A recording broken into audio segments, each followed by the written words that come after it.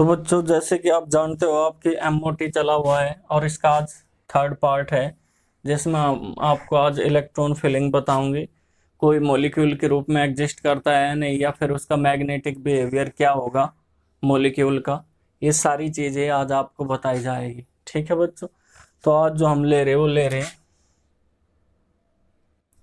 Case first, electron filling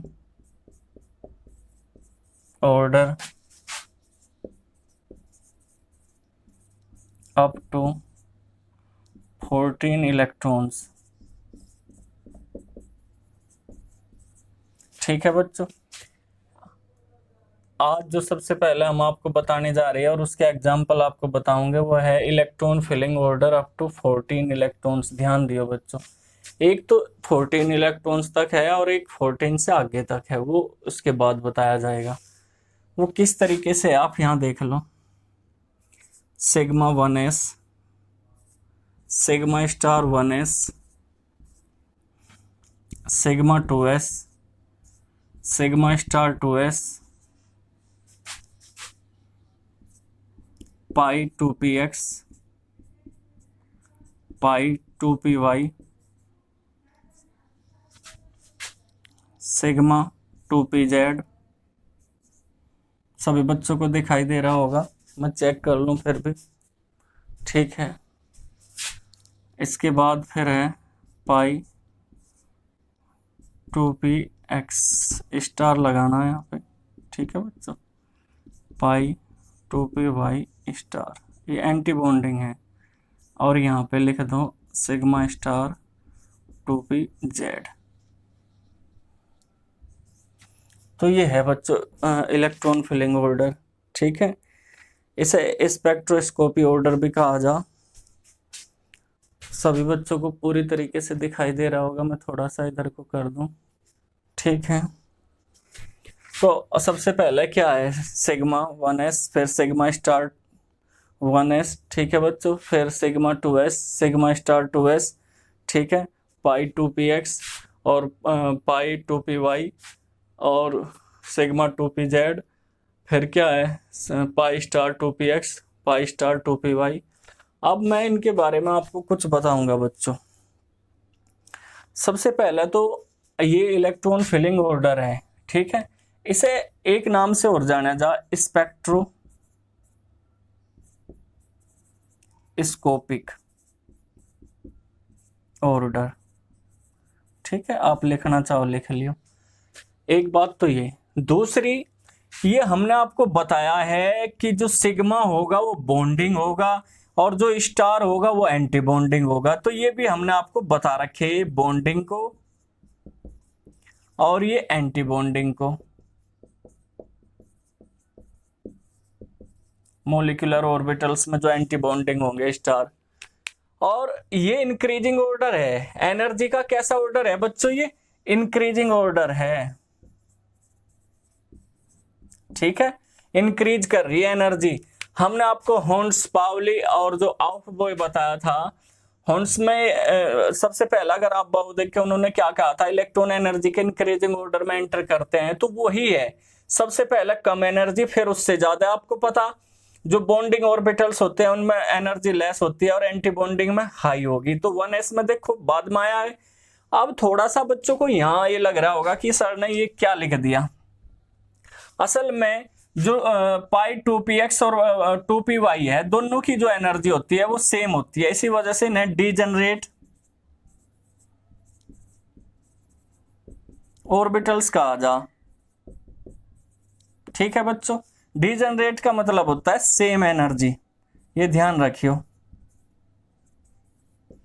क्या मतलब होता है बच्चों इसका, सेम एनर्जी, यानी इन दोनों की एनर्जी बिल्कुल इक्वल है। ये इक्वल का साइन है, ट्रिपल बॉन्ड नहीं इक्वल का। पहले एक इलेक्ट्रॉन इसमें होगा तो एक इसमें होगा, दो इसमें तो दो इसमें। ऐसा नहीं है कि दो इसमें भर जाएंगे और एक उसमें रहेगा, ऐसा बिल्कुल नहीं होने का। इनका एनर्जी लेवल सेम है। अब बच्चे सोच रहे होंगे कि मैं पाई में यहाँ एक्स क्यों लिया, जेड क्यों नहीं लिया। तो तीनों जो ऑर्बिटल्स हैं आप उसमें से कोई सा भी ले सकते हो, क्योंकि मोस्टली जो राइटर्स हैं वो जेड को एक्सिस मानते हैं, एक्सियल मानते हैं। ठीक है, और हेड टू हेड ओवरलैपिंग कराते हैं उसकी। तो हेड टू हेड कराओगे तो सिग्मा होगा वहां पे, और पाई कहाँ होगा जहां साइड वाइज ओवरलैपिंग होगी। तो ये नहीं कि हमने यहाँ पे px लिख दिया और py, आप यहाँ क्या ले सको py pz, तो उसे फिर आपको क्या लेना पड़ेगा px। ठीक है, ये आप अपने मानने की बातें हैं। हमने यहाँ पे देखो सबसे पहले पाई बॉन्ड आता है, इसका एनर्जी लेवल कम है और सिग्मा का एनर्जी लेवल ज्यादा है, ये हमने आपको पहले भी बताया था जब सिग्मा और पाई बॉन्ड पढ़ाए। ठीक है बच्चों, इस तरीके से ऑर्डर है, सभी बच्चे ने नोट कर ले, स्क्रीनशॉट ले ले। और जैसे फिर आप देखो क्या है, 2 इलेक्ट्रॉन ही एंटर कर सकते हैं किसी भी, जैसे बोर्ड ने भी बताया था कि 2 इलेक्ट्रॉन हो सकते हैं किसी भी ऑर्बिटल्स में, तो 2 इलेक्ट्रॉन होंगे, 2 4 2 6 इसी तरीके से एंटर करेंगे। मैक्सिमम जो इलेक्ट्रॉन्स हैं वो 2 ही होंगे किसी भी ऑर्बिटल्स में, इस चीज का ध्यान रखियो आप। ठीक है, और ये एनर्जी के इंक्रीजिंग ऑर्डर में है, तो ये सारी चीजें आप क्या कर लो, नोट कर लो। अब इसके बाद हम एग्जाम्पल ले रहे हैं।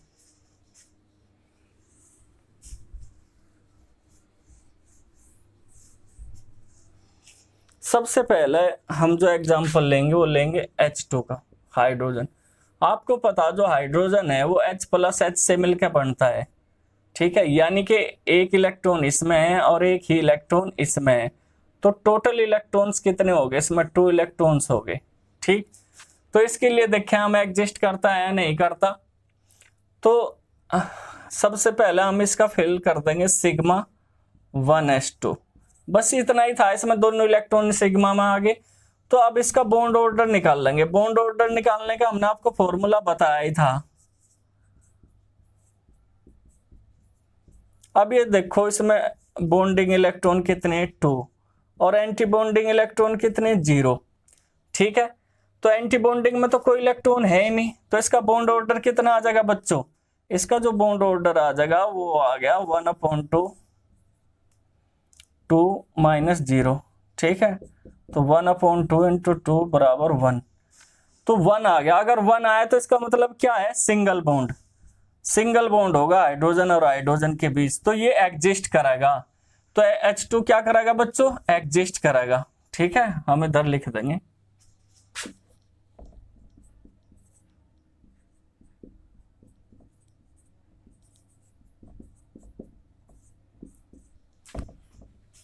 तो सभी बच्चे नोट करते रहे इस बात को। और फिर आपसे ये भी पूछ लिया जा कि वो पैरामैग्नेटिक है या डायामैग्नेटिक है।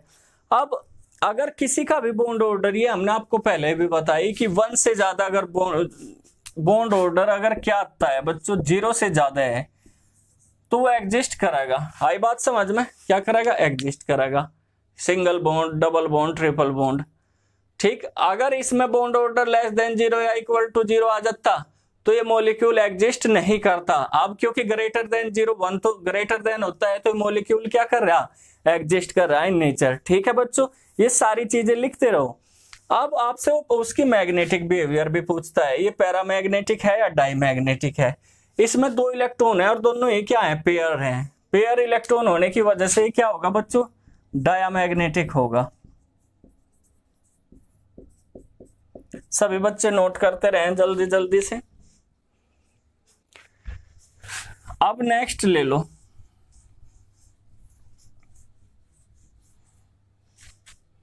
नेक्स्ट है He2, हीलियम। आपको पता है ये हीलियम में कितने इलेक्ट्रॉन होंगे बच्चों, कितने इलेक्ट्रॉन होते हैं इसमें, 2 + 2, टोटल 4 इलेक्ट्रॉन होंगे। कैसे होंगे भाई, एक हीलियम में कितने इलेक्ट्रॉन है, 2 हैं, और हीलियम कितने लिए गए, यहाँ 2 लिए गए, तो टोटल इलेक्ट्रॉन कितने हो गए, 4 इलेक्ट्रॉन। अब इसे भी हम फिल करेंगे, सिग्मा 1s, 2 इलेक्ट्रॉन इसमें आ गए। और नेक्स्ट फिर क्या होगा, सिग्मा स्टार। ठीक है, इसका ही एनर्जी लेवल आई NS से, तो 2 इलेक्ट्रॉन इसमें आ गए, फिल हो गए।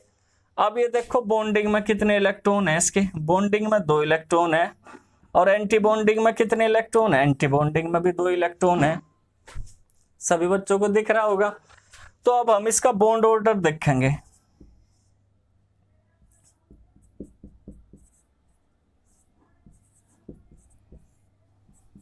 जीरो, हमने कहा था कि अगर बॉन्ड ऑर्डर 0 आता है, ठीक है बच्चों, तो वो मॉलिक्यूल एग्जिस्ट नहीं करेगा। तो हीलियम क्या है बच्चों, डज नॉट एग्जिस्ट, हीलियम 2 क्या नहीं करने का बच्चों, एग्जिस्ट नहीं करने का। ठीक है, या आप ऐसे लिख लो नॉट एग्जिस्ट, काफी है, इतना बड़ा हो जाएगा, एग्जिस्ट। ठीक है,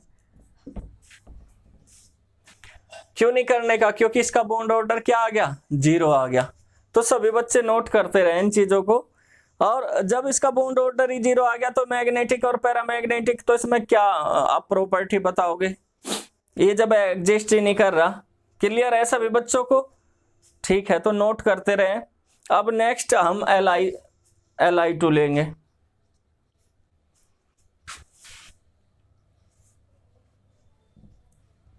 लिथियम सबका चेक कर देंगे हम, जब हमें पता चल गया ये। तो इसमें 6 इलेक्ट्रॉन हो जाएंगे, एक लिथियम में कितने हो, 3। तो 3 और 3 कितने हो गए, 6 इलेक्ट्रॉन हो गए। सभी बच्चे नोट करते रहे, 6 इलेक्ट्रॉन। तो देखो 2 4, अब इसके बाद क्या आ जाएगा, सिग्मा। ठीक है, 2s2, तो 2 इलेक्ट्रॉन इसमें चले गए। अब बॉन्डिंग में इलेक्ट्रॉन गिनो कितने, 2 और 2 4। ठीक है, और एंटी बॉन्डिंग में 2 इलेक्ट्रॉन है स्टार वाले में, तो ये क्या हो जाएगा, 4 - 2। तो ये क्या आ गया, 1/2 × 2 = 1। तो ये तो एग्जिस्ट कर रहा, क्योंकि ग्रेटर देन 0 आ गई या नहीं इसकी वैल्यू। तो Li2 क्या करेगा बच्चों, एग्जिस्ट करेगा। Li के बीच क्या आ गया, सिंगल बॉन्ड आ गया, तो ये क्या करेगा, will be exist in nature.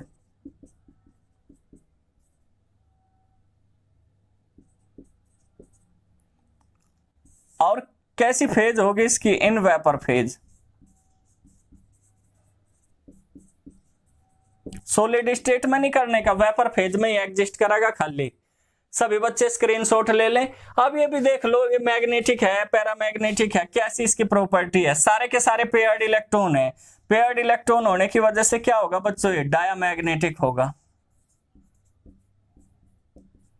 ठीक है, एक बात और मैं बता दूं आपको, आप पहले से नोट कर लो, कर लिया सभी ने। आप यहां देखो, अब आप इसका मैग्नेटिक मोमेंट भी निकाल सकते हो।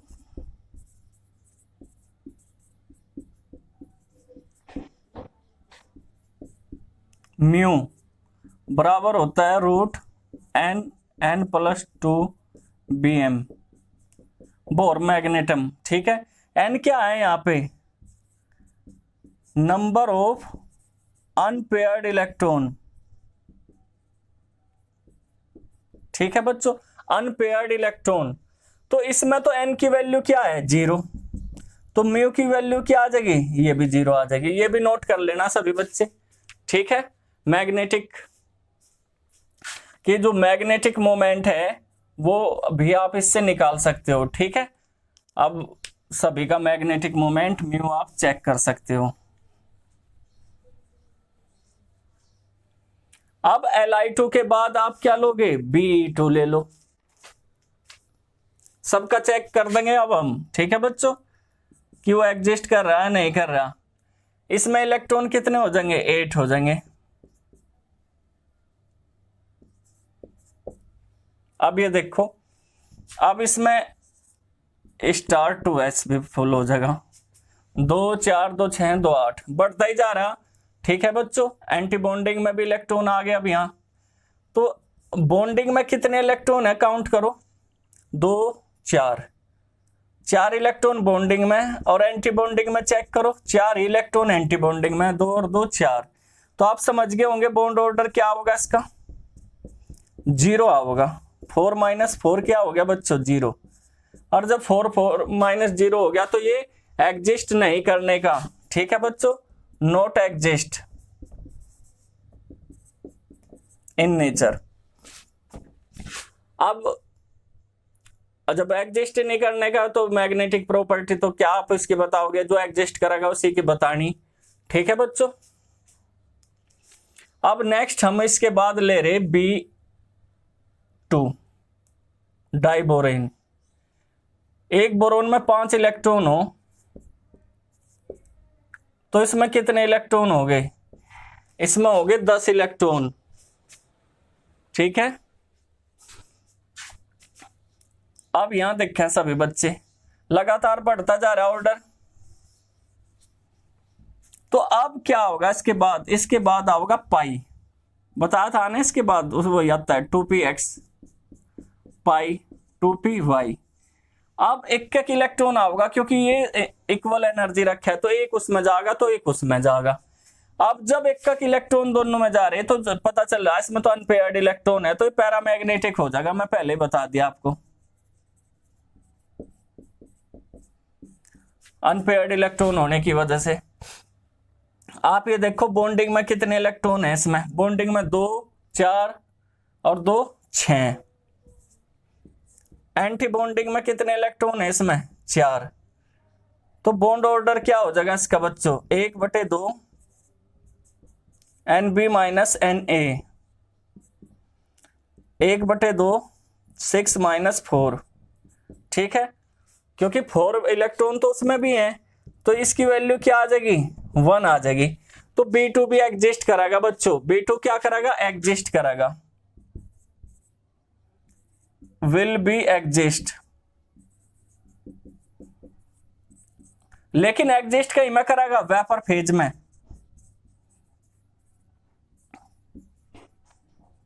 ये चीज नोट कर लेना सभी, ठीक है। और इसका आप मैग्नेटिक मोमेंट भी कैलकुलेट कर सको, हमने फॉर्मूला आपको बताया म्यू बराबर एन। अनपेयर्ड इलेक्ट्रॉन टोटल कितने हैं इसमें 2, तो 2 + 2। ठीक है, आप इसे इससे निकाल सकते हो इसका मैग्नेटिक मोमेंट भी। तो सभी बच्चे स्क्रीनशॉट लेते रहें जल्दी जल्दी। अब नेक्स्ट है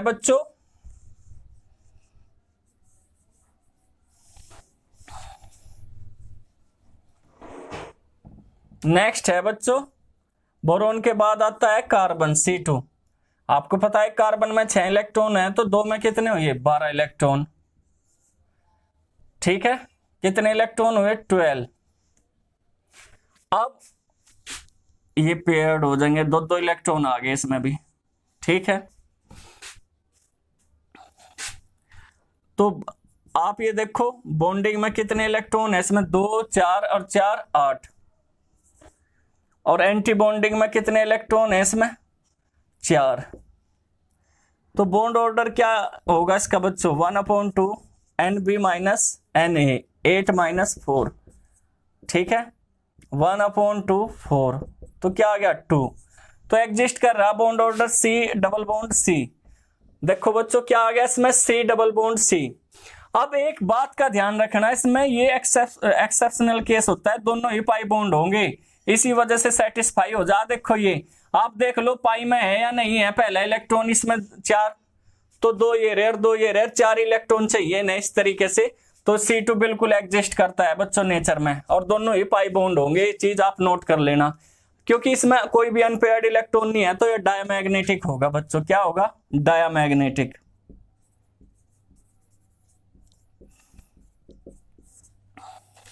स्क्रीनशॉट ले लें सभी बच्चे। अब इसके बाद नेक्स्ट है बच्चों नाइट्रोजन N2।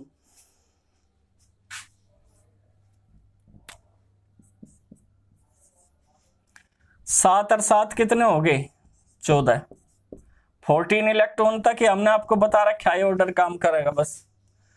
तो अब ये देखो 2 इलेक्ट्रॉन और बढ़ गए, वे 2 इलेक्ट्रॉन कहां जाएंगे इसके बाद क्या आना बच्चों, इसके बाद आओगा सिग्मा 2pz, इसमें जाएंगे। आगे बात समझ में सभी बच्चे बिल्कुल इत्मीनान से देखते रहें किस तरीके से प्रोसेस चल रहा। अभी आप इसमें देखो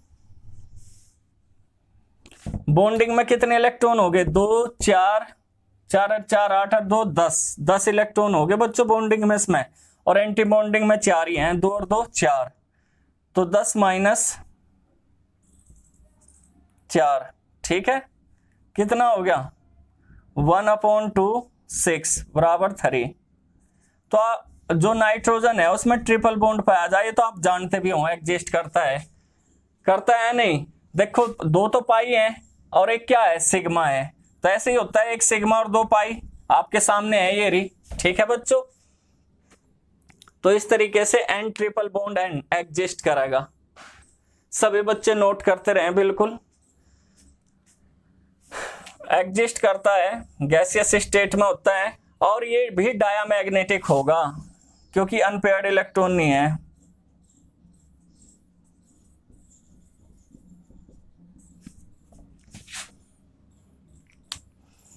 अब एक बात मैं आपको बता दूं, कुछ जगह क्या है, ये हटा के के और के डैश लिख दें, इस चीज का ध्यान रखियो, न लिखने की जरूरत नहीं पड़ती, इससे आगे का लिख दें।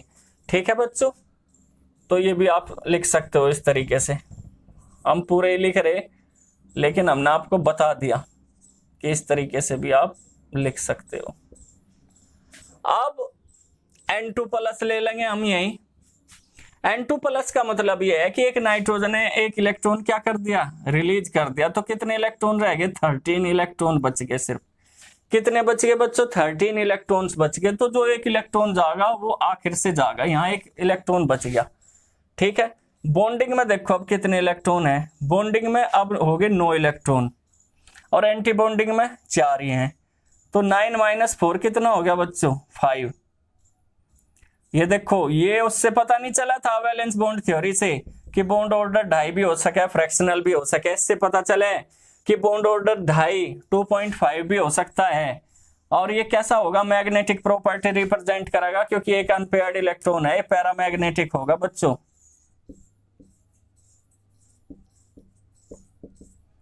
पैरामैग्नेटिक होगा ये, सभी बच्चे नोट करते रहे।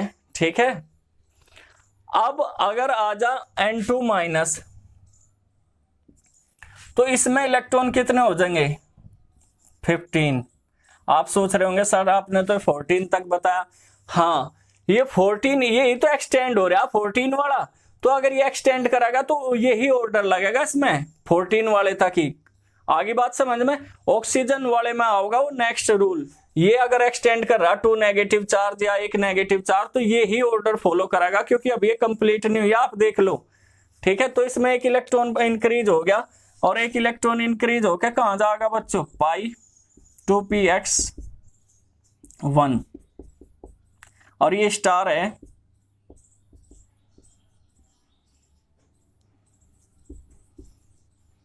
इसमें 0। ठीक है, तो ये सभी बच्चे नोट करते रहे, इस बात को बड़े ध्यान से देखते रहे, ये बहुत काम की चीज है। ऐसा कोई कंपटीशन नहीं, पेपर नहीं जाता जिसमें बॉन्ड ऑर्डर ना आता हो बच्चों, इस चीज का सभी बच्चे ध्यान रखें। ठीक है,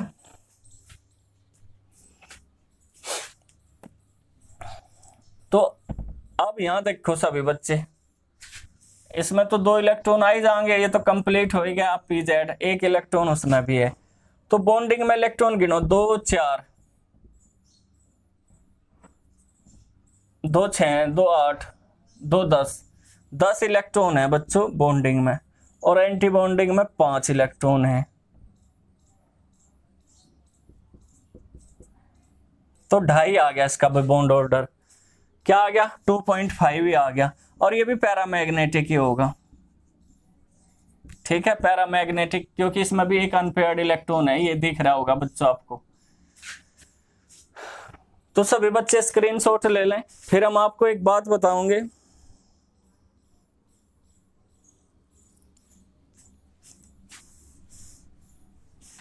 अगर आपको तीनों दे दिए जा,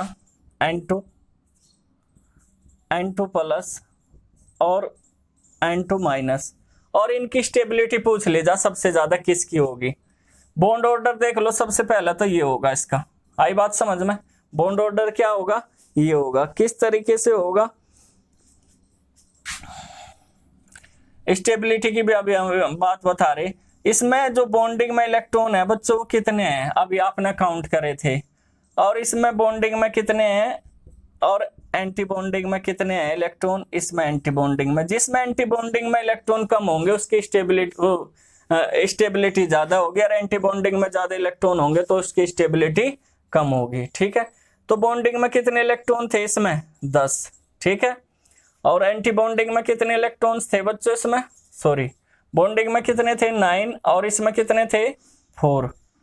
तो कितना आया था टोटल, 5 आया था, तो 1 से हम 1/2 कर दिया था, तो 2.5 आ गया था।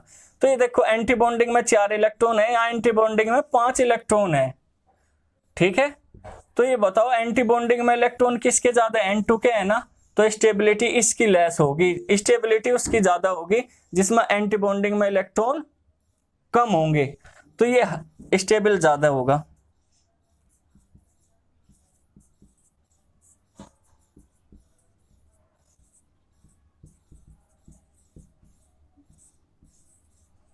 लेस, ये ध्यान रखियो।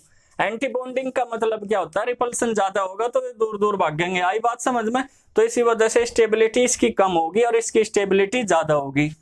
अब आप इसका बॉन्ड ऑर्डर देख लो। बॉन्ड ऑर्डर क्या होता है, इनवर्सली प्रोपोर्शनल होता है बॉन्ड लेंथ की, ठीक है। क्या होगा बच्चों, इनवर्सली प्रोपोर्शनल होता है, तो वो भी ध्यान रखियो।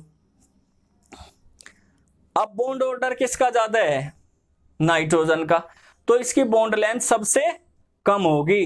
बॉन्ड लेंथ सबसे ज्यादा किसकी होगी, इसकी होगी।